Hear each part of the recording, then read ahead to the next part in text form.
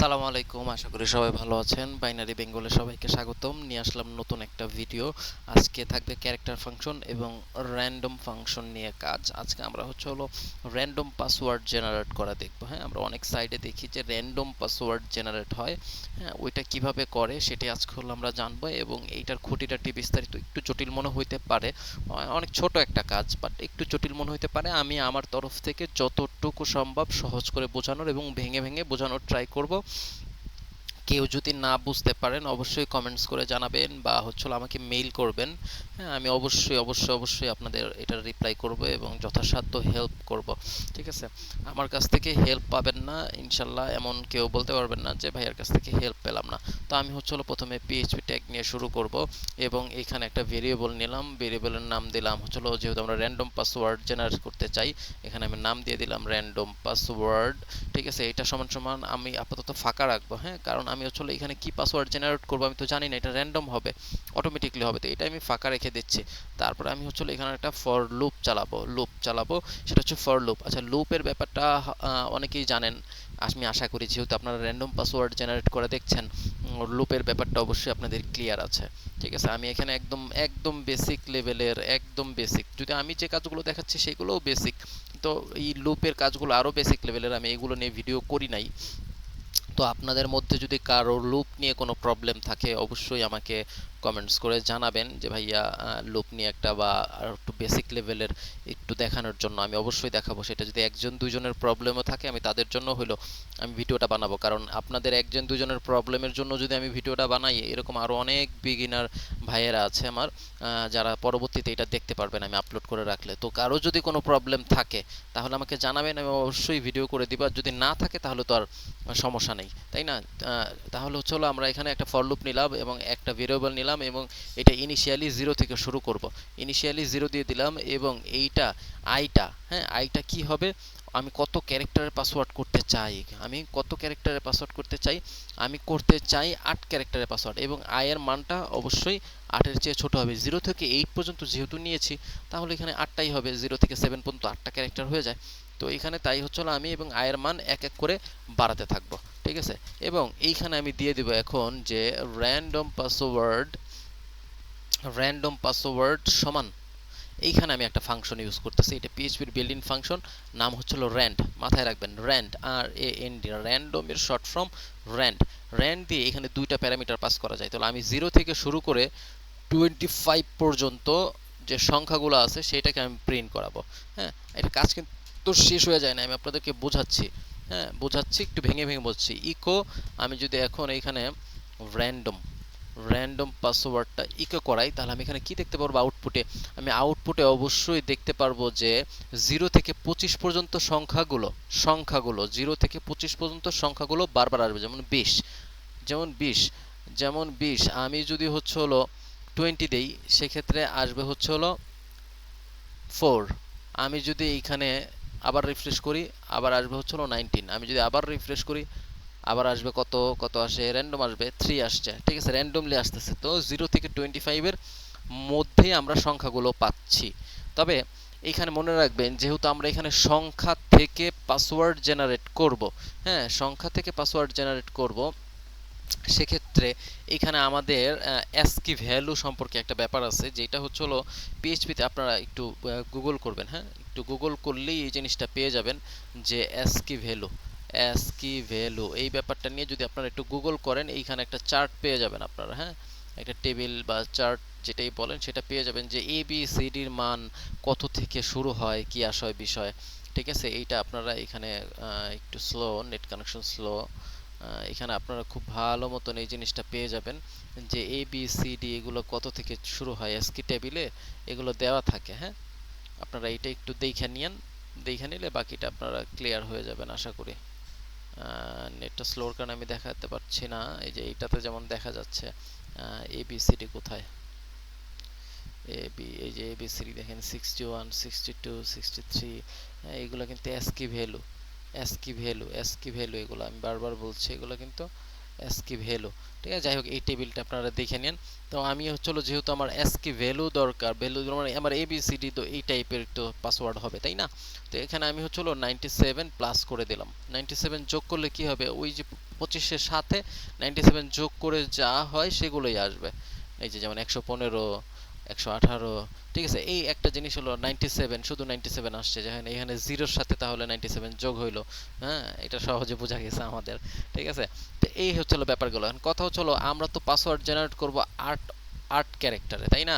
এখানে কিন্তু লুপ চালাচ্ছি, মানে কি একবার করে ঘুরছে আর পাসওয়ার্ড জেনারেট হচ্ছে, ঘুরছে আর পাসওয়ার্ড জেনারেট। তাহলে আমাদের দরকার ছিল কি 8 ক্যারেক্টারের পাসওয়ার্ড, তাই না?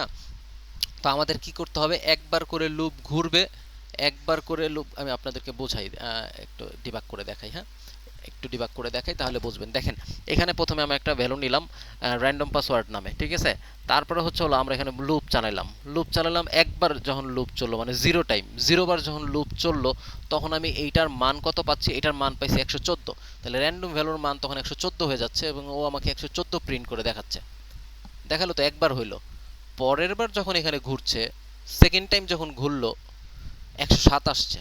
আগের আগের ভ্যালু তো আর ও রাখতে পারতেছে না, এখানে স্টোর করে রাখতে পারতেছে না, তাই না? আগের ভ্যালু চলে যাচ্ছে। এই আমাদের একটা একটা করে আমাদের দরকার কি 8টা ভ্যালু একসাথে দেখাক। এই দেখেন, পরের বার 116 হয়ে গেছে, কিন্তু আমাদের তো এটা দরকার নাই।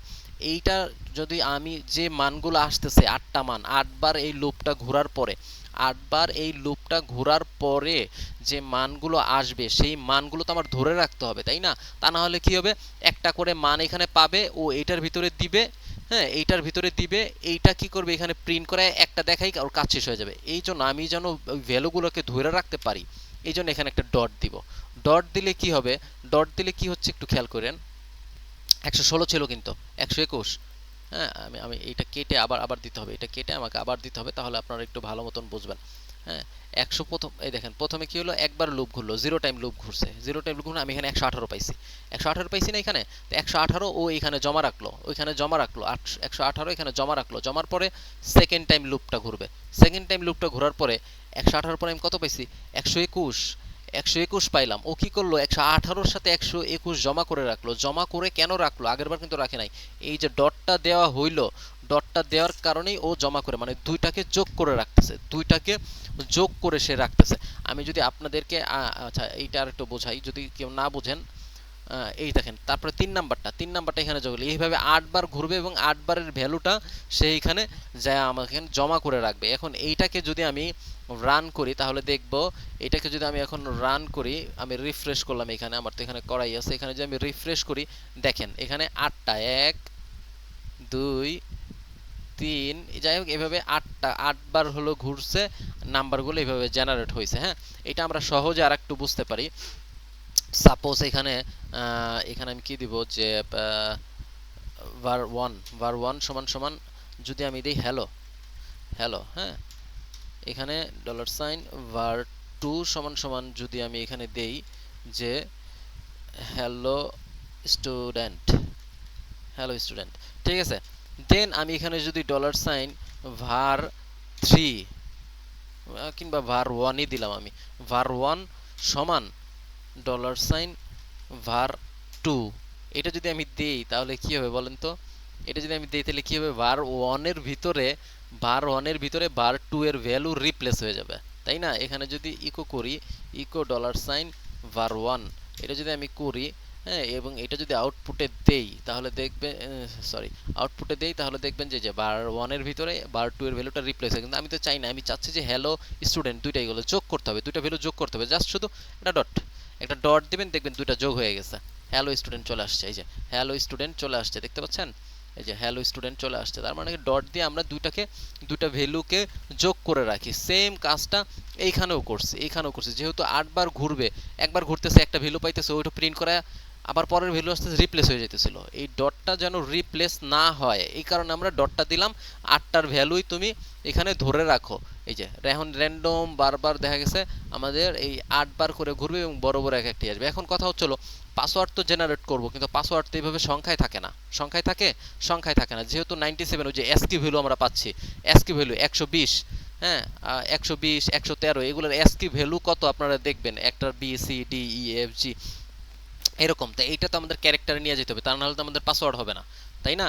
এই জন্য কী করবো, আমরা এইটাকে কাট করে নিব, কাট করে নিয়ে এইখানে আরেকটা ফাংশন আছে ক্যারেক্টার নামে CHR। হ্যাঁ, তো কী হবে, ও সংখ্যাকে সংখ্যাকে ক্যারেক্টারে রূপান্তর করে। এই ফাংশনটা কি করে? সংখ্যাকে ক্যারেক্টারে রূপান্তর করে। তো এখানে তো আমরা সংখ্যা পাচ্ছি, এই সংখ্যাগুলো আমরা এই ফাংশনের মধ্যে দিয়ে দিলাম। তার মানে কি তুমি সংখ্যাকে ক্যারেক্টারে রূপান্তর করে দাও। তাহলে এখন আর আমরা এখানে নাম্বার দেখবো না, আমরা এখানে ABCD এরকম বিভিন্ন ধরনের ক্যারেক্টার দেখতে পাবো। দেখছেন আমি রিফ্রেশ করলেই কিন্তু বিভিন্ন ধরনের ক্যারেক্টার এখন চলে আসতেছে। তার মানে কি 8 সংখ্যার পাসওয়ার্ড আমরা পেয়ে গেলাম। এখানে 8 সংখ্যার পাসওয়ার্ডগুলো আমরা এখানে নিয়ে বিভিন্ন জায়গায় ইউজ করতে পারি। র্যান্ডম পাসওয়ার্ড যতবার দিবেন ততবারই র্যান্ডম পাসওয়ার্ড জেনারেট হবে। ঠিক আছে, আশা করি যে আপনারা এই জিনিসগুলো বুঝতে পারছেন।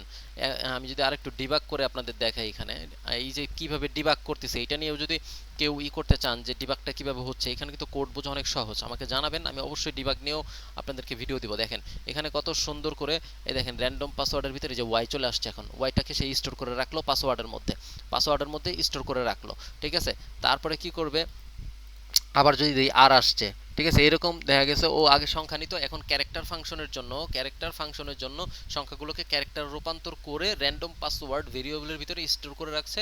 এবং আমি যখন এইটাকে প্রিন্ট করাচ্ছি, মানে প্রিন্ট করাচ্ছি, তখন আমাকে ক্যারেক্টারগুলো দেখাচ্ছে যে আপনার র্যান্ডম পাসওয়ার্ডের ক্যারেক্টারগুলো হচ্ছে হলো এইটা। আশা করি সবাই বুঝতে পারছেন।